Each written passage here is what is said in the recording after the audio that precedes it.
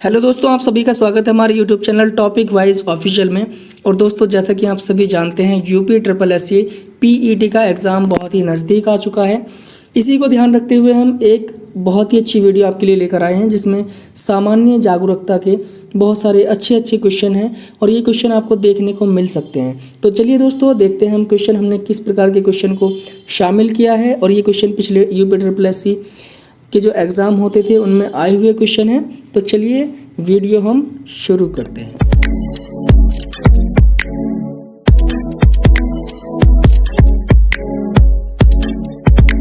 चलिए दोस्तों, देखते हैं पहला क्वेश्चन। स्वतंत्र भारत के प्रथम शिक्षा मंत्री कौन थे?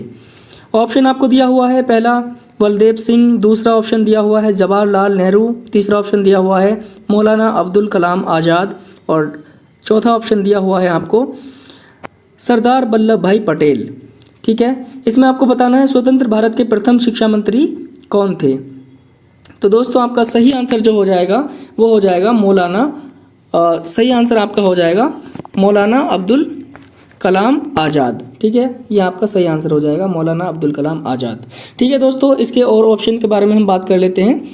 जो बलदेव सिंह थे वो भारत के प्रथम रक्षा मंत्री थे, डिफेंस मिनिस्टर जो थे आपके बलदेव सिंह थे। और जो आपको दूसरा ऑप्शन दिया हुआ है जवाहरलाल नेहरू, आपको पता ही होगा, प्रथम प्रधानमंत्री थे। और सरदार वल्लभ भाई पटेल जो थे आपके प्रथम गृह मंत्री थे, यानी कि होम मिनिस्टर थे। ठीक है, तो सही आंसर आपको बता दिया था मैंने। इसमें शिक्षा मंत्री कौन थे? मौलाना अब्दुल कलाम आज़ाद। ठीक है, चलिए क्वेश्चन नंबर दूसरा देखते हैं। क्वेश्चन नंबर दूसरे में दिया हुआ है, भारत ने ओलंपिक खेलों में हॉकी का प्रथम स्वर्ण पदक कब जीता था? ठीक है, तो इसमें आपका ऑप्शन दिया हुआ है सन 1928, दूसरा ऑप्शन दिया हुआ है सन 2008, तीसरा ऑप्शन दिया हुआ है सन 2018, डी में कोई नहीं। ठीक है, तो भारत ने ओलंपिक खेलों में हॉकी का प्रथम स्वर्ण पदक जीता था सन 1928 में। ठीक है, सन 1928 में जीता था। 2008 में निशानेबाजी में अभिनव बिंद्रा ने 2008 में स्वर्ण पदक जीता था ओलंपिक में। और जैसे कि आप जानते हैं, टोक्यो ओलंपिक 2020 में नीरज चोपड़ा ने भाला फेंक में स्वर्ण पदक जीता है, जो कि 87.5 था उसकी जो लंबाई थी। ठीक है, क्वेश्चन नंबर तीसरा दिया हुआ है, प्रथम पंचवर्षीय योजना में किस क्षेत्र को प्रमुखता दी गई थी? प्रथम पंचवर्षीय योजना जो हुई थी आपकी, किस क्षेत्र में को इसकी प्रमुखता दी गई थी, यानी कि प्रायोरिटी दी गई थी? तो पहला ऑप्शन दिया हुआ है उद्योग, दूसरा ऑप्शन दिया हुआ है कृषि, और तीसरा ऑप्शन दिया हुआ है शिक्षा, और चौथा ऑप्शन दिया हुआ है रक्षा उद्योग। दोस्तों, मैं आपको बताना चाहता हूँ, प्रथम पंचवर्षीय योजना जवाहरलाल नेहरू की अध्यक्षता में हुई थी, यानी कि जब उस टाइम पे प्रधानमंत्री आपके पंडित जवाहरलाल नेहरू थे। और इसमें जो प्रमुखता दी गई थी, इसमें प्रमुखता दी गई थी कृषि को। ठीक है, इस योजना का जो कार्यकाल था सन 1951 से 1956 तक था। ठीक है, तो चलिए देखते हैं अगला क्वेश्चन। वैदिक लोगों द्वारा सबसे पहले किस धातु का प्रयोग किया गया था? वैदिक लोगों द्वारा सबसे पहले किस धातु का प्रयोग किया गया था, ये आपका क्वेश्चन है। इसके ऑप्शन दिए हुए हैं। ऑप्शन नंबर पहला दिया हुआ है चांदी, दूसरा दिया हुआ है सोना, और तीसरा ऑप्शन है इसमें लोहा, और चौथा ऑप्शन है इसमें तांबा। तो वैदिक लोगों द्वारा सबसे पहले किस धातु का प्रयोग किया गया था? शायद यहाँ आपको पता हो, तांबे का प्रयोग किया गया था। चलिए क्वेश्चन नंबर नेक्स्ट देखते हैं। नेक्स्ट क्वेश्चन में दिया गया है, उच्चतम न्यायालय की मुख्य न्यायाधीश की नियुक्ति कौन करता है? तो ये क्वेश्चन बहुत इंपॉर्टेंट है और हर एग्जाम में ज़्यादातर पूछा जाता है। उच्चतम न्यायालय के मुख्य न्यायाधीश की नियुक्ति कौन करता है? ऑप्शन दिया हुआ है राष्ट्रपति, पहला ऑप्शन, दूसरा ऑप्शन दिया हुआ है प्रधानमंत्री, तीसरा ऑप्शन दिया हुआ है महान्यायवादी, और चौथा ऑप्शन दिया हुआ है आपको लोकसभा अध्यक्ष। तो आपको जो इसका आंसर पता होगा, राष्ट्रपति उच्चतम न्यायालय के मुख्य न्यायाधीश की नियुक्ति करता है। चलिए क्वेश्चन नंबर नेक्स्ट देखते हैं।